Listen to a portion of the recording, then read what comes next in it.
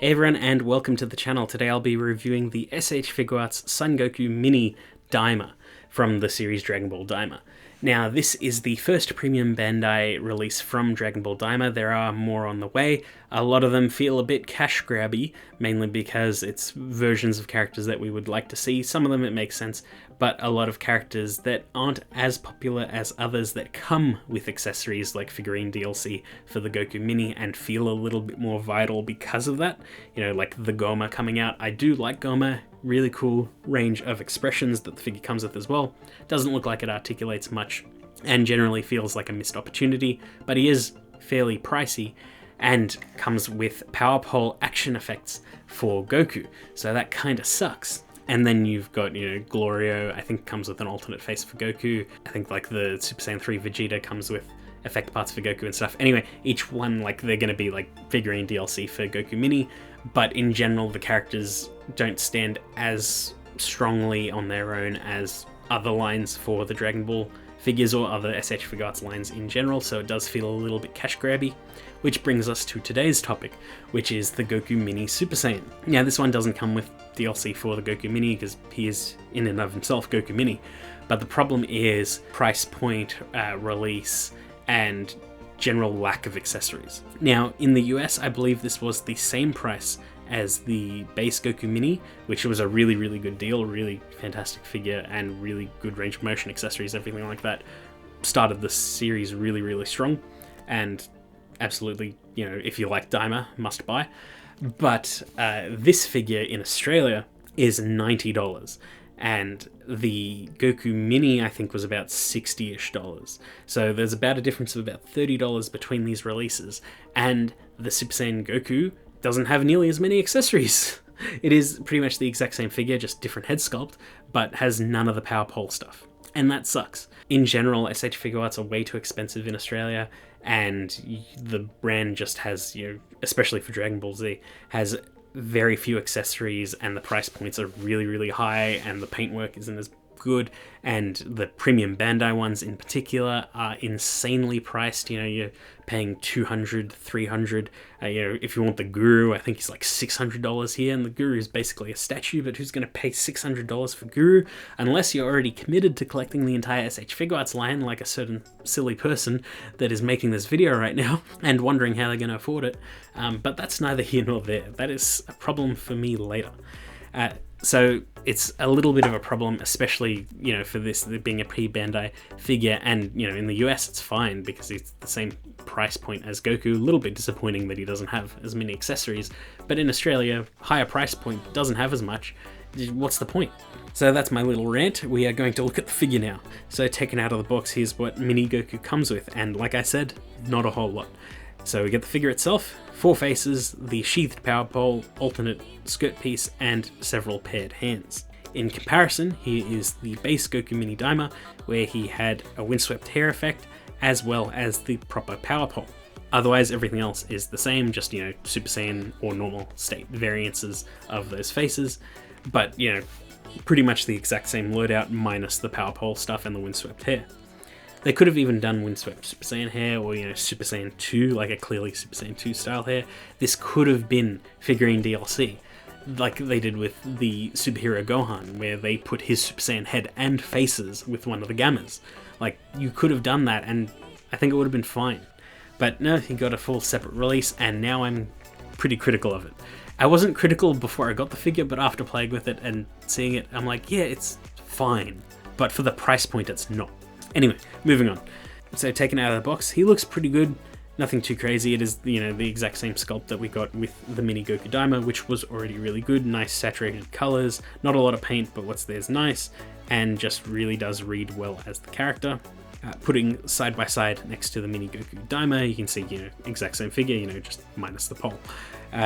What is also annoying is this is the exact same sheathed power pole, so you can remove the little nub of the power pole out of the sheath, so it just goes nowhere, but it's just kind of funny that you can do that. This is literally just copy and paste, just change the head. But it's weird. I'm not a fan with what's going on this one.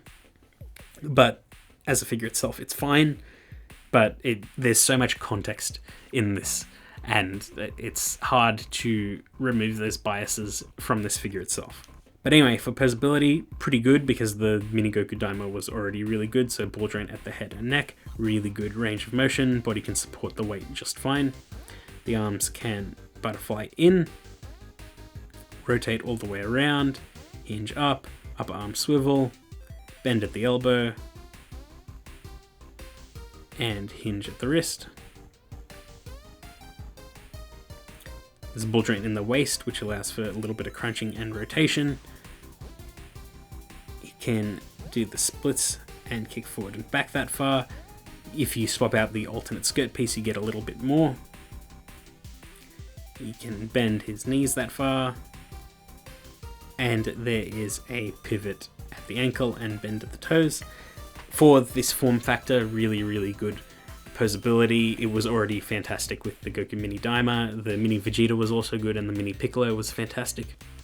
That whole sort of like engineering team has done a fantastic job for these figures, and I think that there's a lot of potential here for, you know, a new Kid Goku, even though they did that V-Jump one recently, as well as, like, you know, doing Goten or a new Gotenks or something like that. There's a lot of potential here. We've like finally nailed down a good small body figure.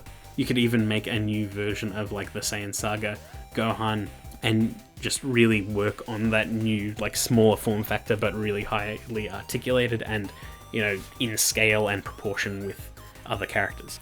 For faces, we get a smiling face out of the box. There's a neutral serious face. There's a mouth open shouting face, and a teeth clenched angry face. All really nicely colored and sculpted. Really nice expression on all of them, really. It's just a bit of a shame that they are a fully separate figure instead of, you know, like DLC or something like that, just because this figure just feels unnecessary, and a lot of what makes it unnecessary is the P Bandai stuff, especially in Australia, just because I want to drill home that it really sucks being an S.H.Figuarts fan in Australia.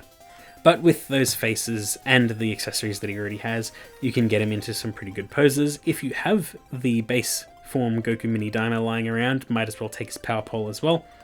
And he looks really good with it. Poses fantastically. Stands can hold him up no problem because he weighs practically nothing. And just a really, really nice figure. It is nice that the joints can hold up the extra weight with the hair. It will be interesting to see the Mini Vegeta Super Saiyan 3 because there's way more hair there, and that figure was already a little bit slim anyway, and his weight distribution was a little bit awkward to begin with. So it'll be interesting to see how that applies to Super Saiyan 3. I already know that it comes with like an alternate hair back piece for a stand, so they don't have a whole lot of confidence in that balancing out, which is fair.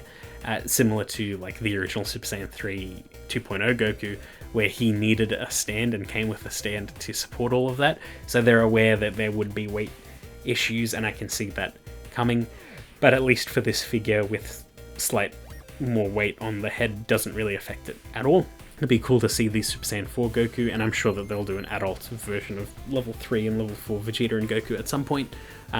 But at this point in time, all the minifigures, it is really nice to see how they're sort of working on that articulation, the accessories, and general weight distribution. The engineering team on it, for the most part, is really good. I don't have too much confidence in the Goma going forward from what I've seen, and even the Pansy, but like, I could be surprised. But in general, this is a fine enough figure, but because of everything it represents, and in particular the context of it in Australia, I'm not really a fan of. It's fine, but if you had the option to get the normal state Goku over this one, 100% go for the normal state one. This one feels unnecessary, which is a shame. But yeah, that's pretty much it. I hope you enjoyed that video, and I will see you all next time. Oh hi, I didn't see you there. As you can see, I'm hard at work making new videos for the channel. Now, while I'm happy with where the channel is right now, I could use your help. By liking, commenting, and subscribing to the channel, it helps out the YouTube algorithm and recommends my channel to more people. So if you like any of my videos, please let me know, it really helps out. And if you liked this one, please let me know too. It means a lot to me, and I really, really appreciate all of you guys.